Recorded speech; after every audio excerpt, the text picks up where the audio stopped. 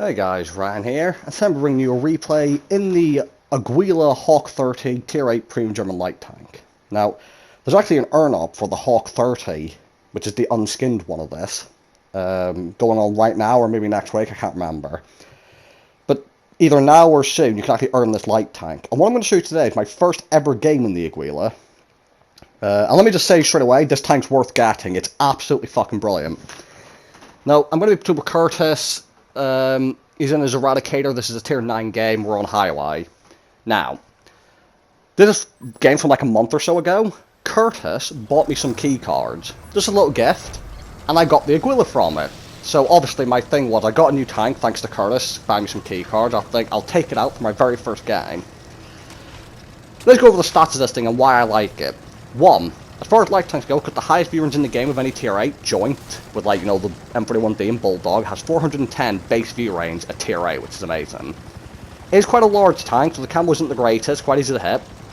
But as well as having the best view range of any tier 8 tank joint, I think it might be the fastest, because I think German tanks, generally speaking, are quite fast. But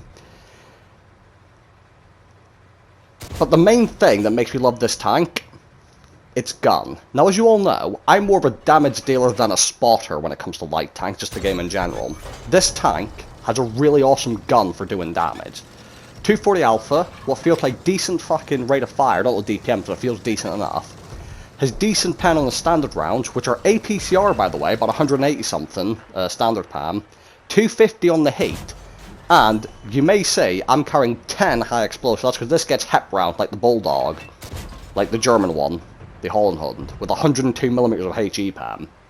So, the gun also has 10 degrees of gun depression, and decent accuracy and aim time. So, you can already tell just from the gun stats and the penetration values, that this thing is a bit of a beast when it comes to dealing damage.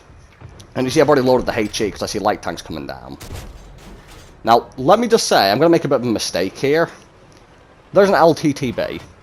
No matter the fact that he's a light tank, and no matter the fact that I have decent pan, as a general rule of thumb, it's never a good idea to fire a high explosive at Russian tanks, because you're probably not going to pan. As we saw there, I was struggling to go through the LTTB.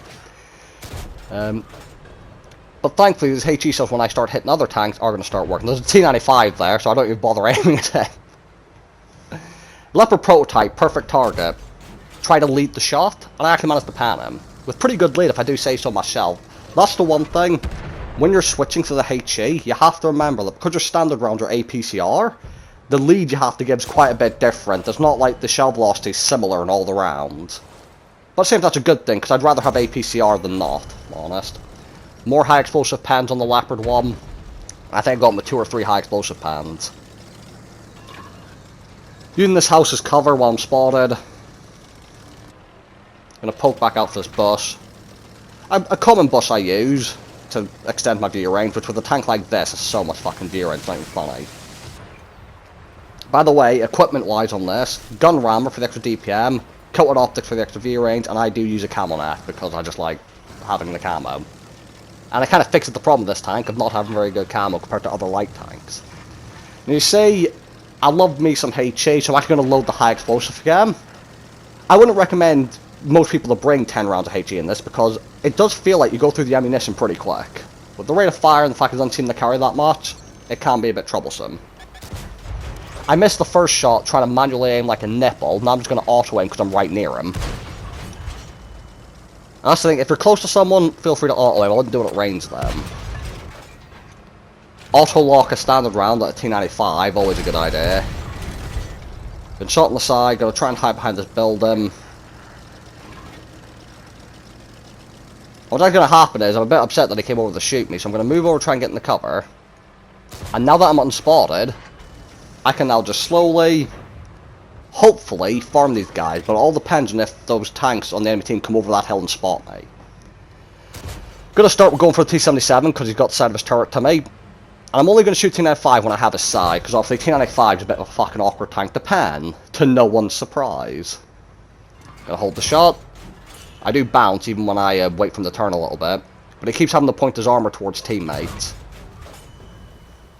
Allow me to safely, from just over 400 meters away, put shot after shot into him without him seeing me.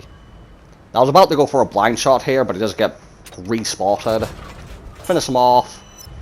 And then I'm going to try and, like, pixel snipe T-77.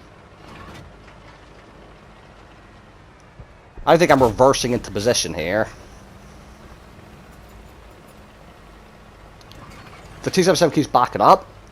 It's a bit of an issue for me. I do get spotted, because I have to back up that far in order to shoot him. And now I'm going to try and finish off the Dragon.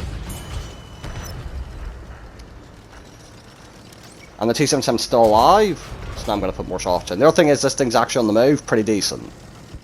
Not quite T-100 LT or LT-432 decent, but pretty decent.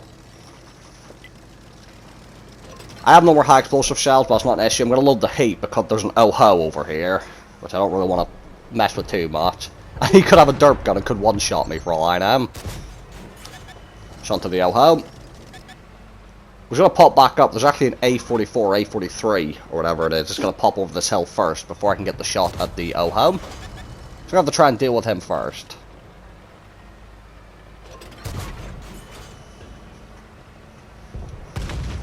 And again, I was playing this game and I just thought, like, it was love at first sight, basically. There's a light tank, it's fast, it's got good view range, it has a decent gun, it's got really nice high explosive shells. It can actually ram some other light tanks as well, because of how large it is. It actually weighs a decent chunk for a light tank. So against like a Vanguard or even some of the other lights that aren't Russian, you can actually go in for rams with this as well. So, come on the corner, finish off the IS-6. So to conclude, this tank is super fucking awesome, and I highly recommend, if anyone wasn't planning on doing it, or wasn't too sure about it, definitely go in to try and get this Hawk 30 for free from Wargaming, because it's an absolutely amazing light tank. 4 kills, just shy of 5,000 damage. I think I got just over 2,500 assistance, decent profit, and very nice base XP of over 2,200, I think. So, thank you guys for watching. Hope you guys enjoyed the video, and I'll see you all in the next one.